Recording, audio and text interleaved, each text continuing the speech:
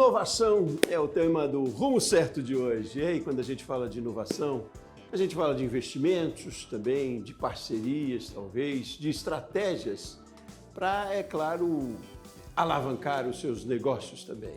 E aí, para essa conversa, eu convido o Denis Ferrari. O Denis é CEO da ASIS Inovação. Denis, seja muito bem-vindo. Agradeço o convite, obrigado pela oportunidade. Obrigado a você por disponibilizar o seu tempo para conversar com a gente. Eu queria conhecer um pouquinho mais do trabalho, da sua trajetória e da ASIS também. Me conte um pouco mais, Denis. Eu fundei a ASIS em 2014, já tive algumas empresas de prestação de serviço anteriormente, das quais tive algum êxito, mas eu entendi que o meu chamado no mercado era desenvolvimento de novos negócios. Como eu sou formado em sistemas de informação e olho tudo como um código, tentei fazer isso sistematicamente. O primeiro negócio inovador que eu tentei tirar do papel não deu certo. E quando eu fui me especializar para entender por que é tão difícil tirar um negócio inovador do papel no Brasil, a gente acabou desenvolvendo uma metodologia. Essa metodologia deu base a um processo de validação. Validação é um processo de testes que a gente faz para saber se uma ideia é boa ou não. Mas um processo de validação que funciona na nossa cultura, que ele é barato, que ele é rápido e que ele diz de maneira muito objetiva se você deve continuar investindo ou não num projeto. Essa metodologia acabou virando um serviço de validação que acabou virando um programa de aceleração aqui na Grande Vitória. A gente acabou atendendo, se especializando no desenvolvimento, no atendimento a startups, né? E um tempo depois a gente pegou essa metodologia e utilizou para coordenação e desenvolvimento de laboratórios de inovação dentro de empresas. E como essa metodologia tem um grande foco em separar joio do trigo, ela acaba gerando um valor agregado também para investidores, né? A gente consegue dizer hoje com até 6 meses de antecedência se um bom projeto, se um ativo em potencial vai precisar de capital ou não. Então, a ASIS acabou virando um ecossistema que tem startups, empresas e investidores trocando a fim de desenvolver projetos inovadores para o mercado. Mas me diz, que metodologia é essa? O que ela traz de diferencial? Qual é a essência dela? Quando a gente começou a estudar em 2014, a gente entendeu que as metodologias de inovação elas tinham algumas características que não eram muito aderentes à nossa cultura, tá? Então, vamos lá. Boa parte da nossa base educacional ela é frágil quando a gente fala de método científico ou processos de aprendizagem. A gente aprende português, matemática, mas a gente não aprende a aprender. E inovação, ele é um processo de aprendizagem. Então, quando a gente fala de método científico na base, validação, formulação de hipótese, validação de hipótese, não é uma coisa que está no nosso DNA, que está na nossa base educacional.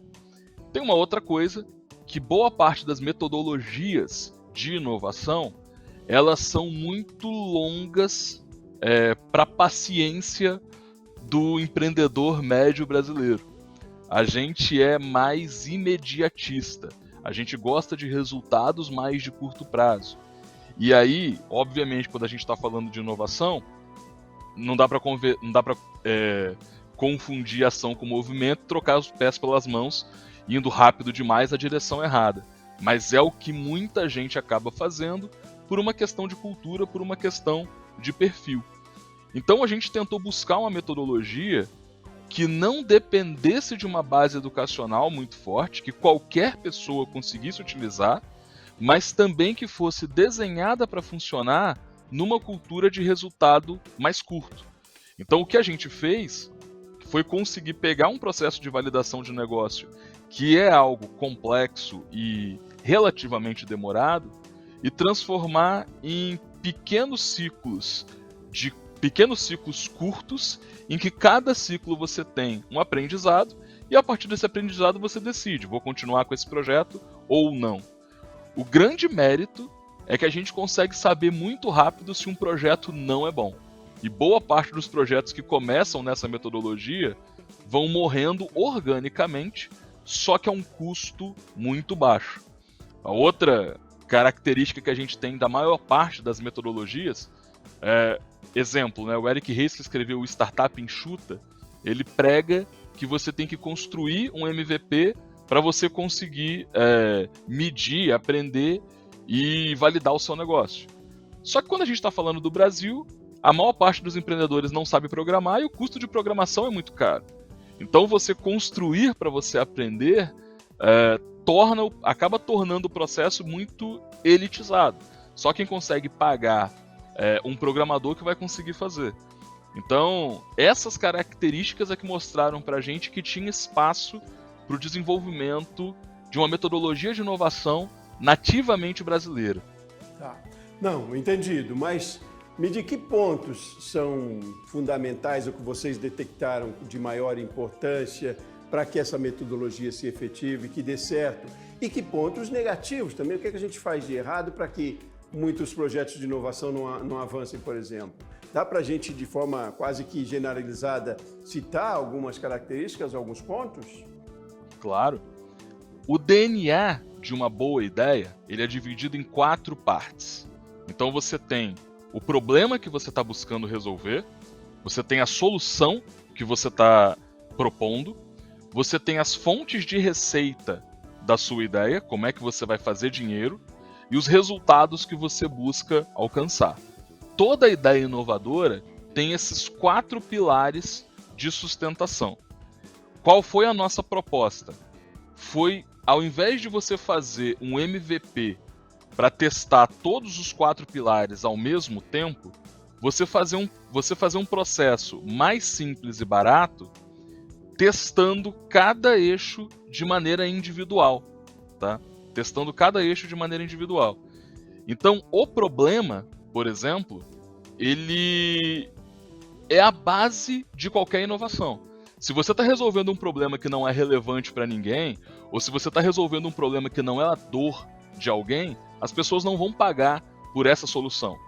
Antes de testar a solução ou a fonte de receita, você tem que saber se esse problema de fato é relevante e tentar fazer uma imersão nele para aprender o máximo possível sobre o problema. Confirmando que o problema é relevante, através, por exemplo, de pesquisa, de conversa, de processos etnográficos, você vai testar a sua solução. Testando a sua solução na mão de usuário, com alguns usuários não pagantes, para você poder saber se de fato ela funciona, se ela atinge os resultados que você busca, só então você vai fazer os testes comerciais. E aqui tem uma pegadinha que a maioria dos empreendedores brasileiros, que são muito técnicos, eles têm uma dificuldade de ser comercial, de vender. Então, quando a gente faz os testes de cada pilar individualmente, você consegue construir o vendedor necessário para esse projeto, fazendo que ele se torne especialista no problema, fazendo que ele tenha muita confiança na solução, para então ele apresentar isso comercialmente no mercado, já tendo todos esses ciclos de maturidade anteriores. E o último eixo, que é o eixo de resultado, ele é de fato o que mostra qual é o diferencial dentro dessa ideia. A sua ideia é 10 vezes mais barata, a sua ideia é 10 vezes mais eficiente, né? Todos os resultados que você consegue dentro dessa tríade, problema, solução e receita, você mensura e compara com o que tem no mercado, para entender quais são os seus diferenciais ou aonde você é muito mais eficiente do que os concorrentes, né? Do que os players atuais de mercado. Hoje a gente está nessa transformação e trabalha com essa questão etária, tem bastante relevância mesmo, né? Na inovação, nas ações, nos procedimentos, né? Dá para se trabalhar com todo mundo de mesma forma, unindo aí facilidades ou, enfim, talvez mais a familiaridade com uma tecnologia, mas também com muita experiência, com muita maturidade, para poder colocar também esse conhecimento, essa ferramenta em prática, né? A gente vê muito isso nas empresas. Como é que as empresas que vocês assessoram, que acompanham, como é que é o nível que a gente está no Brasil hoje? Inovação, ela é um fluxo multidisciplinar. Então, quer dizer, eu tenho que observar uma oportunidade, criar algo diferente, validar essa ideia, né, para então conseguir calcular o ROI, entender se eu devo investir ou não, entrar em desenvolvimento e mensuração de resultado. Essas 6 etapas que eu te coloquei aqui, elas exigem que pessoas com perfis muito diferentes trabalhem juntas para que uma oportunidade que foi observada, alguns anos depois, gere resultado. Muitas vezes a pessoa que é muito criativa, ela não tem o perfil, às vezes, executivo para poder desenvolver essa ideia, né? Muitas vezes essa pessoa que é muito criativa não tem o perfil analítico para poder validar essa ideia. Dentro das empresas, a gente tem 2 tipos de fluxos funcionando. O fluxo do líder inovador, a pessoa que observa a oportunidade, tem a ideia e vai trabalhar na validação, é o que a gente chama dos intraempreendedores, né? Essas pessoas que são empreendedores dentro das empresas que elas estão. Mas a gente também tem o fluxo complementar. Uma pessoa observa a oportunidade, uma outra pessoa tem a ideia, isso entra no laboratório de inovação para ser validado, né? Os 2 processos têm prós e contras, mas eles exigem muita complementaridade de perfil e de escola de gestão, né? Não é porque é inovação que não tem planejamento, não é porque é inovação que não tem gestão. Tudo que a gente quer com um negócio inovador é que a gente consiga reduzir as incertezas a um ponto que a gente consiga fazer um planejamento assertivo no tempo, né? Então, toda startup inovadora, se tudo der certo, vai virar uma empresa de gestão clássica, tradicional, se tudo der certo, listado na bolsa, né? Que é o ápice ali de gestão que a gente vai ter. É o sucesso, é a identificação do sucesso. Denis, vamos continuar essa conversa. Eu quero falar um pouquinho mais sobre isso, sobre a tecnologia como ferramenta para inovação, mas não só também, né? Uma ideia de inovação pode estar aqui na frente do nariz da gente, vai mais a postura, né, de colocar essa ação em prática, essa ideia em prática, do que realmente a ferramenta, né? Ela é um facilitador, mas não é a solução de todo, talvez. Você vai me dizer isso no próximo bloco. Vamos parar um pouquinho, tomar uma aguinha e a gente volta já já, tá bom, Denis? E aí você de casa também, convido para você ficar nesse combinado com a gente aqui e continuar falando de inovação no próximo bloco. Como certo, volta já já.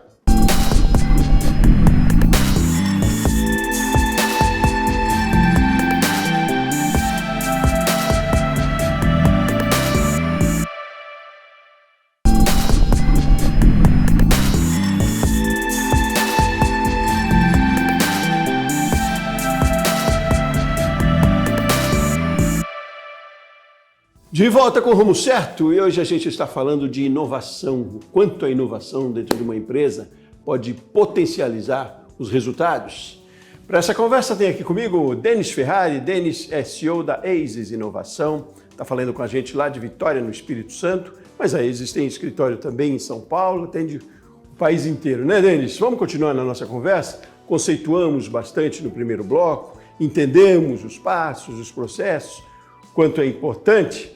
E aí eu te diria, o que a gente tem aí de gargalo agora pela frente, ou não é nem de gargalo talvez, mas de onde a gente deveria mais investir ou apostar dentro das empresas? Qual é a aposta quando a gente fala de inovação? O que a gente está precisando fazer mais? É inovar no produto? É inovar nos relacionamentos? É inovar nos engajamentos? Como é que você vê isso? Isso é a pergunta de milhões, né? Mas aí eu vou te colocar a estratégia que a gente segue aqui com as empresas que a gente atende. Mas é uma estratégia, na verdade, que qualquer empresa pode tomar.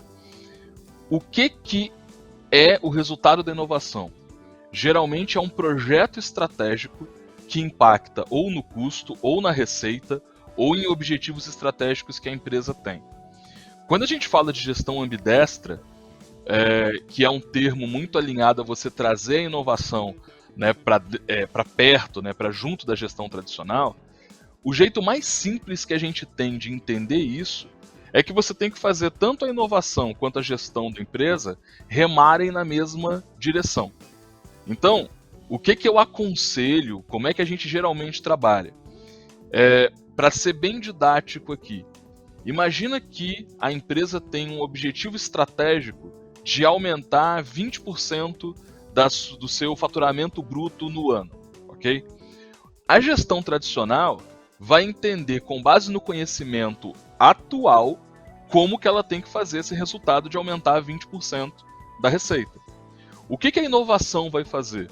Ela vai pegar uma série de hipóteses, algumas delas malucas, e tentar atingir este mesmo objetivo ou mais.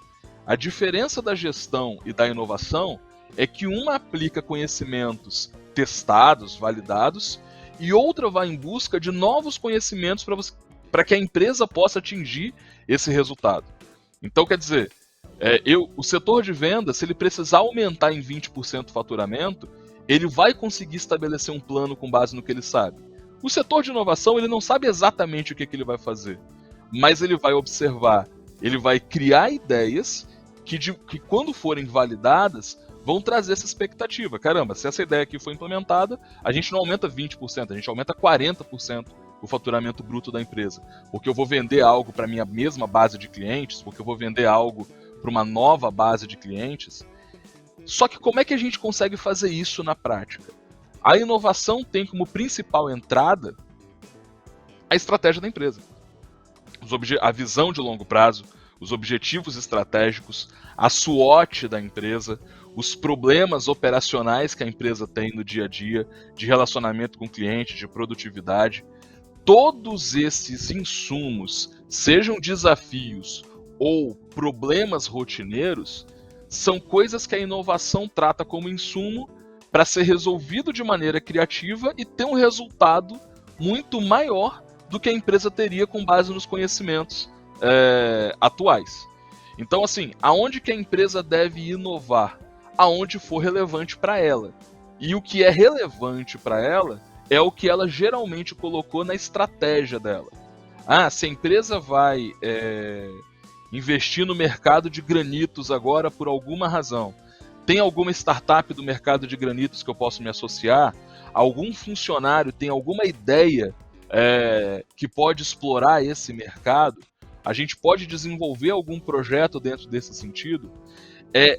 A inovação por si só, apesar dela ter uma base analítica, ela é uma ferramenta para que a gestão consiga atingir os resultados de uma maneira a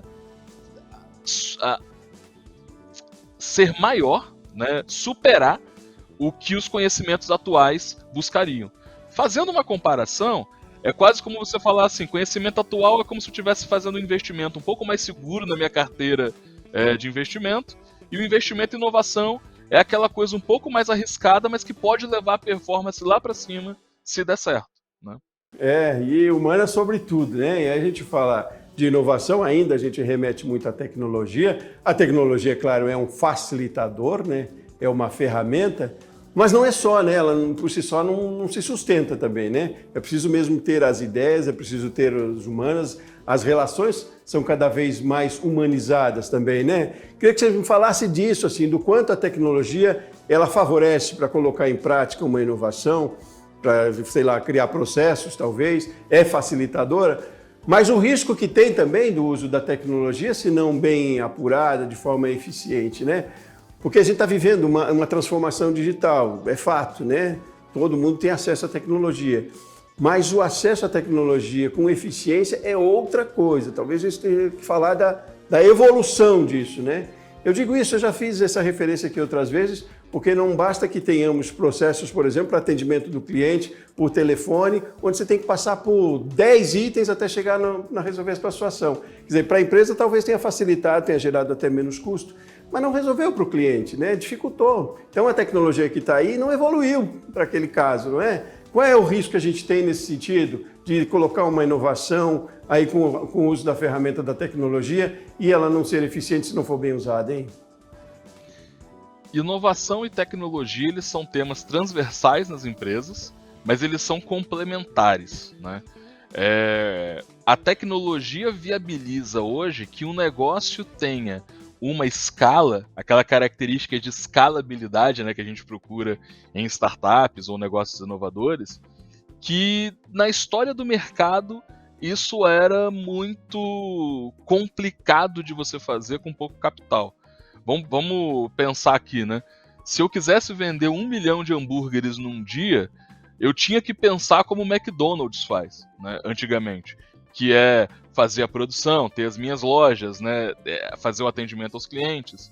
Hoje em dia a gente tem o iFood, que também vende 1 milhão de hambúrgueres e não tem nenhuma loja.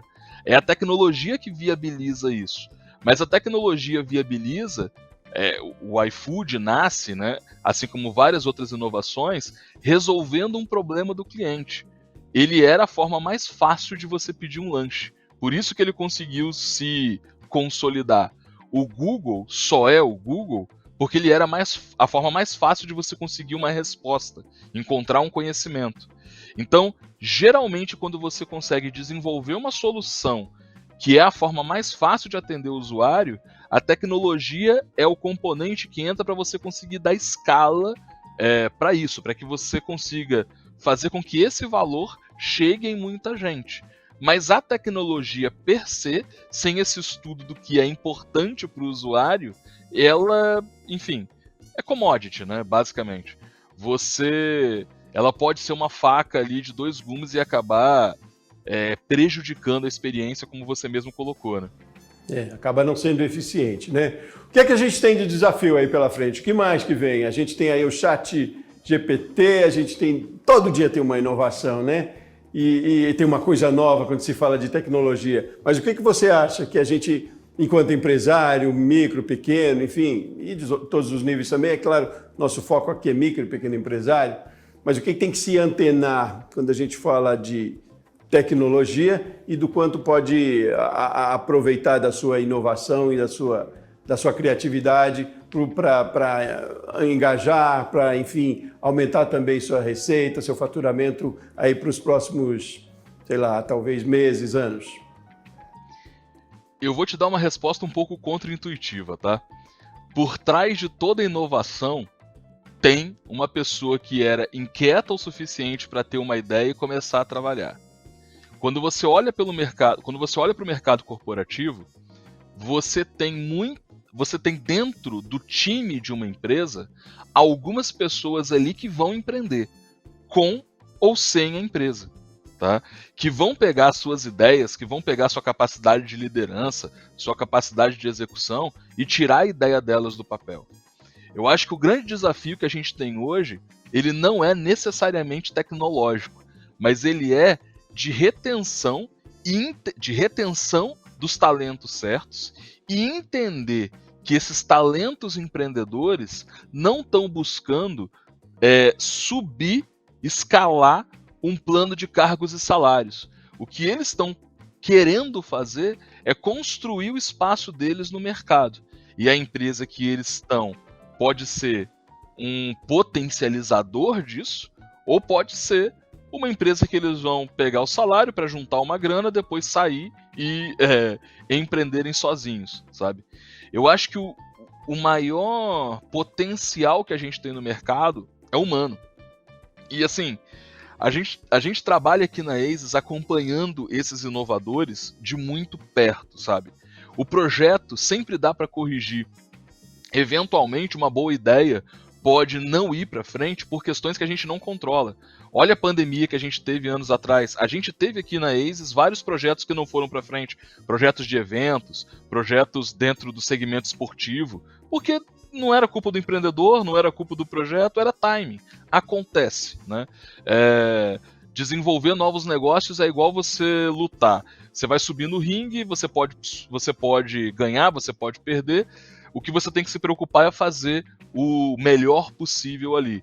Agora, não existe uma grande inovação sem um grande líder por trás. E todo grande líder tem uma trajetória inicial, muitas vezes não percebida pelo local onde ele trabalhava, tá? Eu acho que a partir daqui para frente, as empresas têm que pensar que se elas forem grandes castelinhos de Lego, não é só a diretoria que vai botar as peças, mas elas têm que dar a oportunidade para que esses intraempreendedores consigam criar essas peças e ajudar a montar. A empresa não é mais a construção da visão de uma única pessoa, mas é uma colcha de retalhos de que várias pessoas pensando juntos como agregar valor para um segmento, para um cliente, sabe? Maravilha. Quanto a gente mais tiver empresa com essa cultura, mais competitivas elas serão, né? E as que não estiverem, enfim. Denis, muitíssimo obrigado pela sua participação aqui com a gente, compartilhar suas ideias. Volte mais vezes, é claro. E um abraço grande para você. Eu agradeço a oportunidade, espero que eu não tenha falado muito aí, espero que tenham gostado do conteúdo, tá? Deixo aí o convite para vocês conhecerem a Aces Inovação. E também eu tenho um canal no YouTube chamado Denis Ferrari Oficial, onde a gente bate alguns papos, tem alguns conteúdos como esse também. Quem quiser conferir, segue lá. Novamente, obrigado pelo espaço. Ótimo, tá dado o recado. Obrigado, Denis. Obrigado a você de casa que acompanhou o Rumo Certo de hoje também. Eu volto no próximo programa. Um abraço grande e até mais.